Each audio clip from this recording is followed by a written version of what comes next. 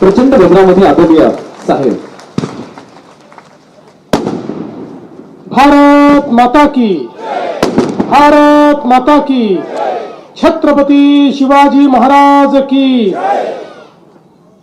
हिंदवी स्वराज्याचे सरसंस्थापक छत्रपती शिवरायांना मानाचा मुजरा करतो. लोकमाता पुण्यश्लोक अहिल्यादेवी होळकर यांच्या चरणी नतमस्तक होतो. भारतीय राज्यघटनेचे शिल्पकार, अरे फटाके बंद कर, माझ्या मागे कोणी फटाके लावले, बंद कर ते फटाके. भारतीय राज्यघटनेचे शिल्पकार भारतरत्न डॉक्टर बाबासाहेब आंबेडकर यांना मानवंदना अर्पित करतो.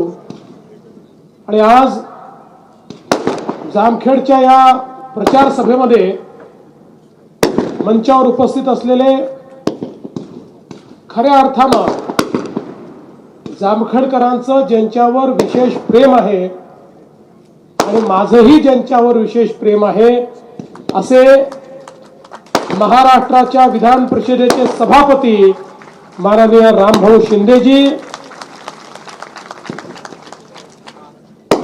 दुसरे आपल्या प्रेमाचे आमदार सुरेश धसजी, आमदार योगेश टिळेकरजी, दिलीप भालसिंगजी, मधुआबा राळेभात, शेखर खरमरे, बापूराव ढवळे, अजय काशीद, शंकर कारले, दत्ता वारे, भगवान मुरुमकर, काकासाहेब तापकीर, अंबादास पिसाळ, अशोक खेडकर, प्रवीणदादा घुले, सोमनाथ राळेभात, अमित चिंतामणी, ज्ञानेश्वर झेंडे, प्रतिभाताई रेणुकर, संजीवनीताई पाटील, मनीषाताई मोहोळकर, रविदादा सुरवसे, कैलास शिवाळे, दादासाहेब सोनमाळी, काकासाहेब धांडे आपल्या या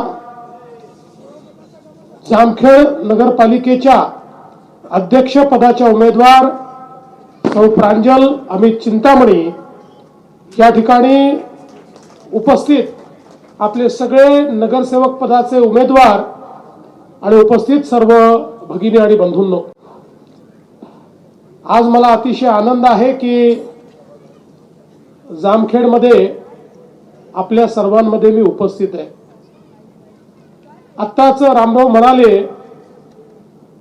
की विधानसभेला मी येऊ शकलो नव्हतो.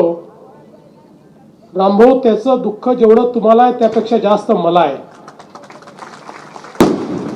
पण मी जामखेडकरांना विनंती करण्याकरता आलो आहे. विधानसभेत किल्ला तुम्ही सर केलाच होता. पोस्टल बॅलेटमध्ये थोडेसे मतं कमी पडले आणि म्हणून आपल्या हातून किल्ला गेला.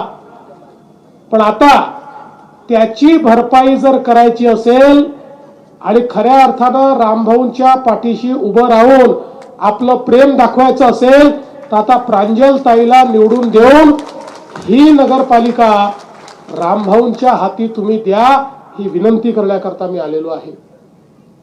आपण बघा, या नगरपालिकेच्या निवडणुका हा लोकशाहीचा उत्सव आहे.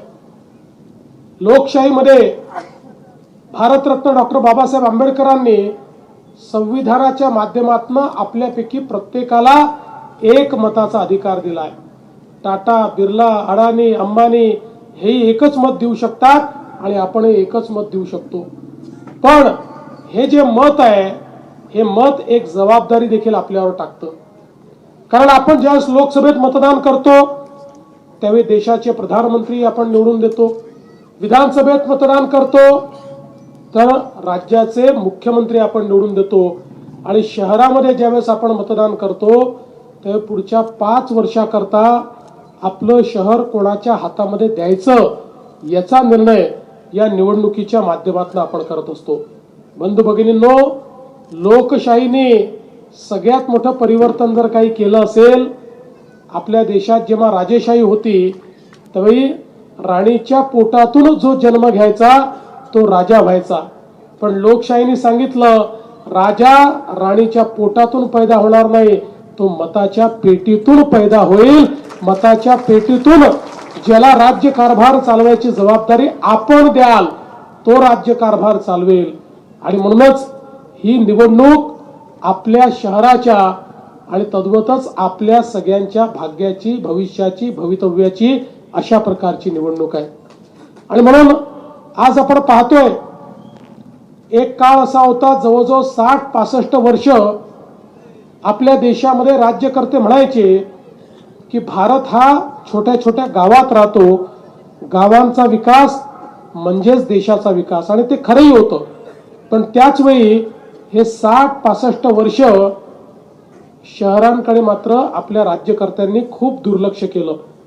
60-65 वर्ष शहरांच्या विकासाच्या योजनाच राज्यकर्त्यांनी तयार केल्या नाही. परिणाम काय झाला? शहरं तर मोठी होत होती. अन्न, वस्त्र, निवारा, शिक्षण, आरोग्य, रोजगार याकरता लोक शहरांकडे येत होती. आणि मग आलेल्या लोकांना राहायला जागा नाही. मग अतिक्रमणं झाली, झोपडपट्ट्या तयार झाल्या. मग त्यातनं लोकसंख्या वाढल्यामुळे पिण्याच्या पाण्याचे प्रश्न निर्माण झाले, रस्त्यांचे प्रश्न निर्माण झाले.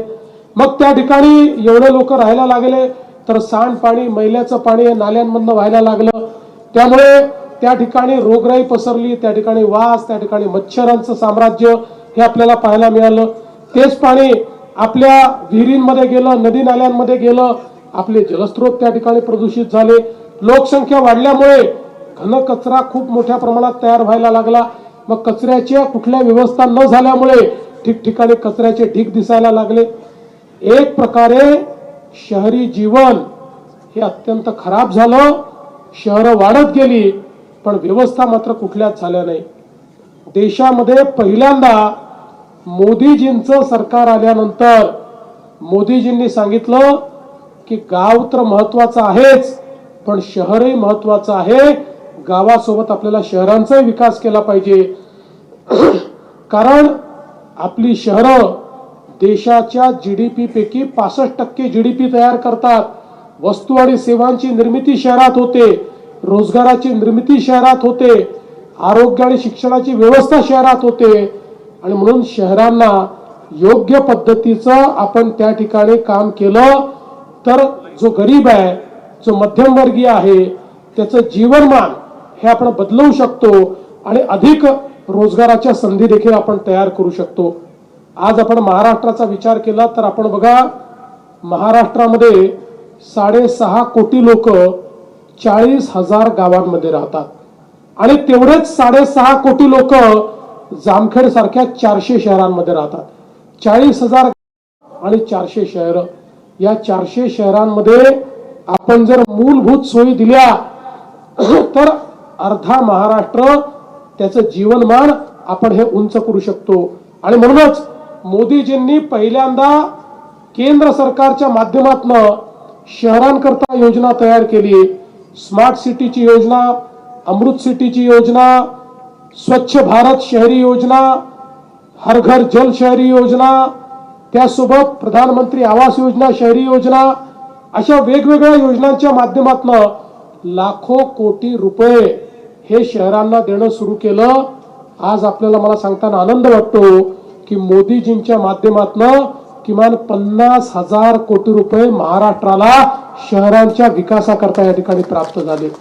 आणि म्हणूनच आपण बघितलं असेल की ज्यावेळी आम्ही देखील राज्यात आलो, मी महाराष्ट्राचा मुख्यमंत्री झालो आणि रामभाऊ हे ज्यावेळी या महाराष्ट्रामध्ये पालकमंत्री झाले, आमच्या सोबतचे मंत्री झाले, त्यावेळी जामखेडमध्ये त्यांनी अनेक कामं सुरू केली. पिण्याच्या पाण्याची योजना असेल, गटारीची योजना असेल, अशा अनेक योजना त्यांनी सुरू केल्या. मध्यंतरी पुन्हा सरकार गेलं, त्या योजनांना ब्रेक लागला. पण आता काळजी करण्याचं कारण नाहीये. आता आपल्या जामखेडमध्ये या सगळ्या योजना आपल्याला पूर्ण करायच्या आहेत. याची 2 कारणं आहेत. पहिलं कारण हे आहे की मुख्यमंत्री म्हणून मी पूर्ण ताकदीने रामभाऊंच्या पाठीशी उभा आहे. आणि दुसरं कारण हे आहे की मी जर त्यांचं ऐकलं नाही तर ते विधान परिषदेत मला उभं करतील, कारण ते हेडमास्टर आहे आणि आम्ही विद्यार्थी आहोत. त्याच्यामुळे त्यांचं ऐकणं मला क्रमप्राप्तच आहे. त्यांनी सांगितलं तिथे पैसा टाकावाच लागेल, ते काम करावंच लागेल. त्यामुळे आता एक संधी आपल्याला मिळाली. आज पिण्याच्या पाण्याची योजना आपली जवळपास पूर्णत्वाला जाते. भुयारी गटाराची योजना काही भागात झाली आहे, उर्वरित भागात आपल्याला करायची आहे. या सगळ्या योजना करत असताना रस्त्यांची अवस्था वाईट झालेली आहे. ते रस्ते आपल्याला चांगले करायचे आहेत, त्या ठिकाणी कॉन्क्रीटचे रस्ते करायचे आहेत आणि त्यासोबत या शहराला रिंग रोड देखील करायचा आहे. आणि आमच्या सुरेश धसांनी सांगितलं, कोण तो कासव गतीने काम करणारा कॉन्ट्रॅक्टर आहे, 2-2 फूट रोज करतो, त्यालाही मी शोधून काढतो, काळजी करू नका. त्यालाही चांगली फुटपट्टी लावतो आणि त्याला सांगतो कसं काम करायचं आहे. पण ही सगळी जी कामं आहेत, मी आजच तुम्हाला आश्वासन देतो, या ठिकाणी रामभाऊंनी ज्या ज्या मागण्या केलेल्या आहेत त्या मागण्या पूर्ण करण्याची जबाबदारी मी घेतो. या ठिकाणी त्याच्याकरता कुठेही निधी आपण कमी पडू देणार नाही. आज आपल्याला बघा, मोदीजींनी प्रधानमंत्री आवास योजनेत घरं दिली, रामभाऊंनी इथे घरांचं एक संकुल तयार केलं. पण आपल्या नंतरच्या काळात लक्षात आलं अनेक लोकांचं अतिक्रमण आहे, त्यामुळे त्यांना घरकुलाचा लाभच मिळत नाही. आणि म्हणून 2 महिन्यापूर्वी आपण निर्णय केला आणि त्याच्यात शासन निर्णय देखील काढला. आणि त्या शासन निर्णयाच्या माध्यमातून जे लोक बेघर आहेत किंवा झोपडपट्टीत राहतात, असं ज्यांनी अतिक्रमण केलेलं आहे त्या सगळ्यांचं अतिक्रमण नियमित करून त्यांना मालकी हक्काचा पट्टा आपण देणार आहोत. आणि कच्चं घर असेल तर पक्कं घर बांधण्याकरता 2.5 लाख रुपयेही मोदी साहेबांच्या निधीतनं आपण त्यांना देणार आहोत. आणि रामभाऊंनी सांगितलं आपल्याला एक मोठं गृहसंकुल बांधायचं आहे. रामभाऊ, तुम्ही निर्णय करा की आपल्या जामखेडला बेघर मुक्त करायचं आहे. एकही जामखेडमध्ये बेघर राहणार नाही, प्रत्येकाला घर मिळेल. हा तुमचा निर्धार तुम्ही करा.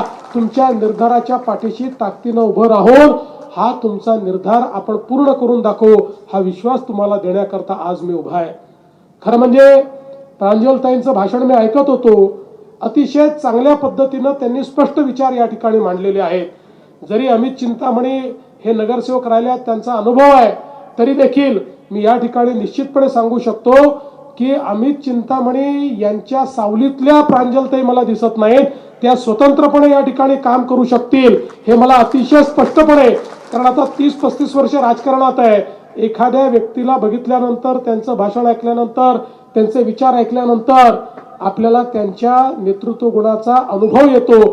त्यातनं मी सांगतो की तुम्ही एक अतिशय कर्तव्यदक्ष अशा प्रकारच्या या ठिकाणी नगराध्यक्ष निवडून देणार आहात आणि निश्चितपणे आपल्या शहराचा विकास करण्याकरता एक मोठं पाठबळ या माध्यमातून आपल्याला मिळेल.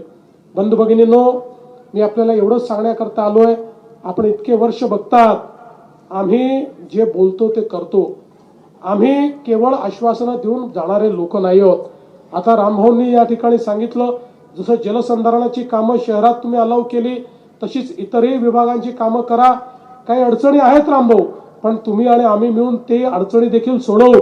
कारण ही जी आपली जामखेड सारखी शहरं आहेत, ही शहरं पण आहेत आणि या ठिकाणी शेतकरी पण बसतो, या ठिकाणी शेतमजूर पण बसतो. त्यामुळे त्यांना त्या सगळ्या व्यवस्था आपल्याला द्याव्या लागतील, त्या सगळ्या गोष्टींचा त्यांना फायदा द्यावा लागेल. आणि म्हणून निश्चितपणे त्या संदर्भातलं काम हे आपण करू. मागच्या निवडणुकीमध्ये आता 1 वर्ष 23 तारखेला आम्हाला झालं निवडून यायला. सरकारला तर 5 तारखेला 1 वर्ष पूर्ण होईल. पण इतक्या मोठ्या प्रमाणात महाराष्ट्राच्या जनतेने आम्हाला निवडून दिलं, न भूतो अशा पद्धतीनं महाराष्ट्राच्या जनतेने आम्हाला निवडून दिलं. आणि मग सरकार बनल्यानंतर काही लोक म्हणायला लागले की बघा, या भाजपवाल्यांना आता इतक्या जागा मिळाल्या की आता हे लाडकी बहीण योजना बंद करतील. 1 वर्ष झालं लाडकी बहीण योजना चालूच आहे. आणि सगळ्या लाडक्या बहिणींना सांगतो, जोपर्यंत तुमचा देवाभाऊ मुख्यमंत्री आहे, लाडकी बहीण योजना सुरूच राहील, ती योजना बंद होणार नाही. पण मी प्रांजलताई तुम्हाला सांगतो, तुम्हाला ही सगळी जनता निवडून देणार आहे. तुम्ही निवडून आल्यानंतर माझ्या लाडक्या बहिणींना केवळ लाडक्या बहिणी ठेवू नका, त्यांना लखपती दीदी बनवा. कारण आता आपण लखपती दीदीचा कार्यक्रम हातामध्ये घेतलेला आहे. मला सांगताना आनंद वाटतो, गेल्या 1.5 वर्षामध्ये 50 लाख लाडक्या बहिणींना आम्ही लखपती दीदी बनवून टाकलेला आहे. आता या वर्षी येतं जे वर्ष आहे त्यात 1 कोटी पर्यंत आमच्या लाडक्या बहिणी या लखपती दीदी होतील. लखपती दीदी म्हणजे काय, तर सरकारच्या योजनांचा वापर करून ज्या बहिणी दरवर्षी वर्षाला 1 लाख रुपयापेक्षा जास्त कमावतात त्या लखपती दिदी आहेत. अशा 50 लाख लखपती दिदी तयार झाल्या. आता 1 कोटी आम्ही करणार आहोत. त्यामुळे तुमच्या नगरपालिकेच्या माध्यमातून तुम्हाला माझ्या या सगळ्या लाडक्या बहिणींना लखपती दिदी करायचं आहे आणि त्यांच्या माध्यमातून त्या ठिकाणी खऱ्या अर्थानं सामाजिक आर्थिक परिवर्तन आपल्याला घडवायचं आहे. आणि म्हणून बंधू भगिनींनो, मी फार लांबलचक भाषण देणार नाही. तुम्ही सुज्ञ लोक आहात, पण एक गोष्ट लक्षात ठेवा, आता हजारो कोटी रुपयाच्या योजना आमच्याकडे आहेत. त्या योजना तुमच्यापर्यंत पोहोचवायच्या आहेत, पण पोहोचवण्याचं उपकरण काय आहे? ते उपकरण नगरपालिका आहे, नगरपंचायती आहे, नगर परिषद आहेत. आणि मग हे जर उपकरण योग्य लोकांच्या हाती असेल, अशा लोकांच्या हाती असेल की जे मोदीजींच्या विचाराने चालतील, आम्ही सांगितलेल्या, रामभाऊनी सांगितलेल्या मार्गाने जे चालतील, ते जर त्या नगरपालिकेत असले तर दिलेला पैसा तुमच्यापर्यंत पोचेल. आणि इतर जर कोणी त्या ठिकाणी असलं तर कुठे मुरेल हे सांगता येत नाही. आणि एक लक्षात घ्या की आमचा एखादा नगरसेवक चुकला, आमच्या प्रांजलताई चुकल्या, तर आम्हाला अधिकार आहे, आम्ही त्यांना सांगू शकतो तुम्ही चुकलात, आम्ही त्यांचा कान धरू शकतो, आमचा अधिकार आहे. पण दुसरा कोणी त्या ठिकाणी असला आणि आम्ही दिलेल्या पैशाचं त्यांनी काही केलं तरी आम्हाला त्यांना बोलण्याचा अधिकार काही राहणार नाही. आणि म्हणून तुमचा विकास तुमच्यापर्यंत पोहोचवायचा असेल, मोदीजींचं विजन, तुमच्याकरता दिलेला निधी हा जर तुमच्याकडे पोहोचवायचा असेल तर तुम्हाला नगरपालिकेवरही कमळाचाच झेंडा लावावा लागेल. आणि म्हणून जाता जाता एवढीच विनंती करतो, उद्याच मतदान आहे, उद्या सगळेजण मतदानाला जा. उद्या दिवसभर तुम्ही कमळाची काळजी करा, पुढचे 5 वर्ष तुमची काळजी आम्ही करू, हा विश्वास तुम्हाला देतो आणि माझं बोलणं संपवतो. धन्यवाद. जय हिंद, जय महाराष्ट्र. धन्यवाद साहेब. आभार प्रदर्शन.